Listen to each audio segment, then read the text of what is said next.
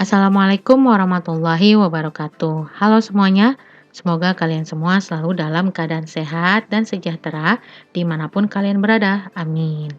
Nah, dalam video pembelajaran kali ini, saya akan membahas mengenai perangkat lunak atau software sebagai pertemuan kedua dari mata kuliah pengantar aplikasi komputer. Jadi, simak, pahami, dan tonton sampai habis ya.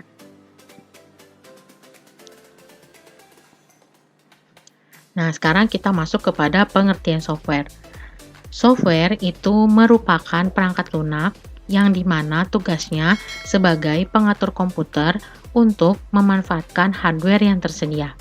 Dengan adanya software, berarti fungsi-fungsi pada hardware itu bisa dijalankan. Kemudian, ada yang disebut sebagai program aplikasi. Program aplikasi adalah program yang bersentuhan langsung dengan user atau brainware yang digunakan untuk menyelesaikan masalah tertentu.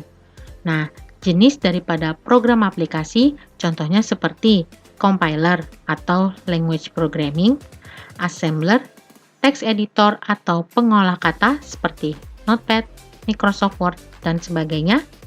Kemudian ada pengolah data seperti Microsoft Excel, pengolah gambar seperti Paint, CorelDRAW, dan sebagainya, database, kemudian utility yang merupakan program memiliki kegunaan khusus, contohnya antivirus, burning CD, dan sebagainya. Pembagian software. Software dibagi menjadi 4 kategori. Yang pertama, sistem operasi, bahasa pemrograman, alat bantu, dan aplikasi. Yang pertama, ada sistem operasi. Nah, sistem operasi ini sangat diperlukan untuk dapat menjalankan semua aplikasi program atau software yang ada di dalam komputer kita.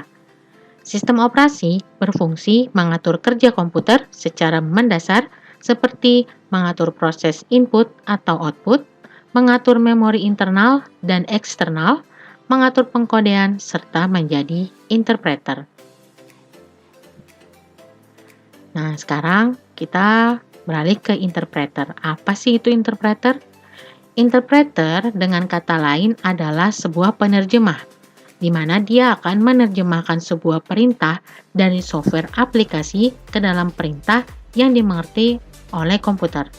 Kemudian, interpreter bertugas juga mengenal peralatan pendukung komputer dan dia bisa mengenal manajemen file seperti bagaimana mengolah sebuah file, baik file data maupun program. Contoh dari sistem operasi seperti Windows, Linux, Android, dan sebagainya. Kemudian, software bahasa pemrograman. Program yang ditulis dalam bahasa pemrograman akan diterjemahkan ke dalam bahasa mesin. Karena komputer kita hanya mengenal digit biner, yaitu 0 dan 1, dengan menggunakan penerjemah. Nah, penerjemahnya bisa sebagai interpreter atau compiler. Kalau interpreter, dia akan menerjemahkan baris per baris instruksi, contohnya seperti bahasa pemrograman basic. Kemudian compiler, dia menerjemahkan setelah seluruh instruksi ditulis. Contohnya seperti C++. Nah, kemudian bahasa pemrograman dibedakan menjadi bahasa yang tingkatnya rendah atau low level language. Bahasa yang berorientasi ke mesin seperti bahasa assembler. Kemudian ada bahasa tingkat menengah seperti bahasa C, juga Java.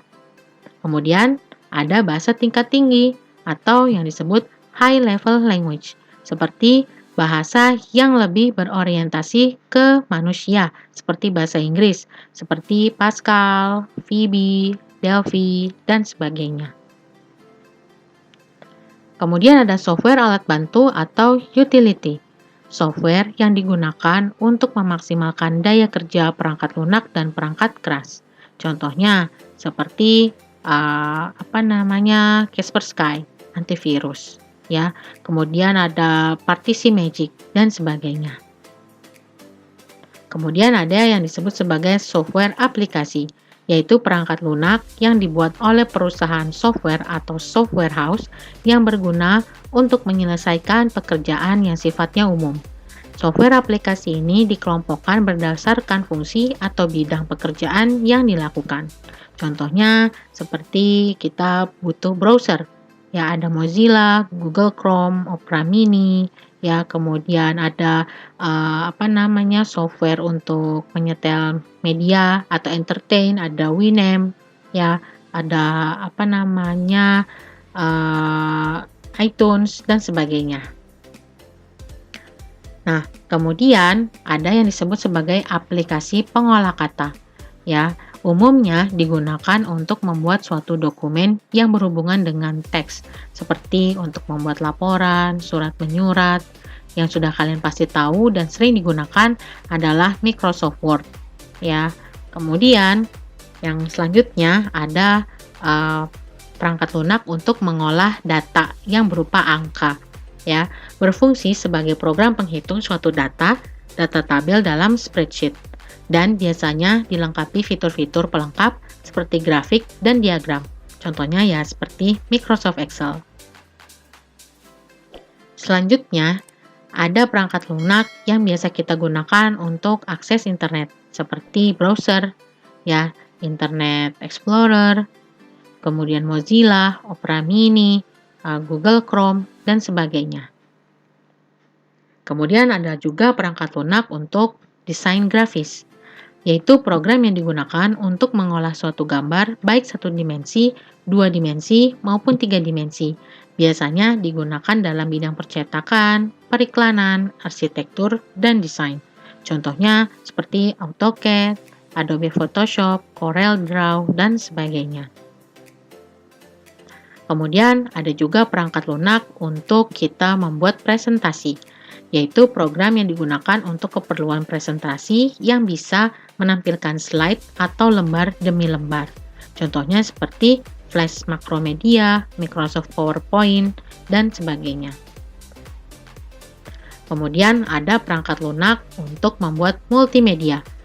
Nah, program ini digunakan untuk menggabungkan berbagai media, audio, video, teks, dan sebagainya untuk menghasilkan sebuah produk multimedia. Contohnya seperti Windows Media Player, ya, kemudian Winamp, ya, kemudian masih banyak lagi pokoknya. Nah, itu tadi tentang software atau perangkat lunak. Gimana? Mudah kan? Jangan lupa berikan like juga subscribe. Apabila ada yang ingin ditanyakan, silakan chat di kolom komentar ya. Terima kasih. Wassalamualaikum warahmatullahi wabarakatuh.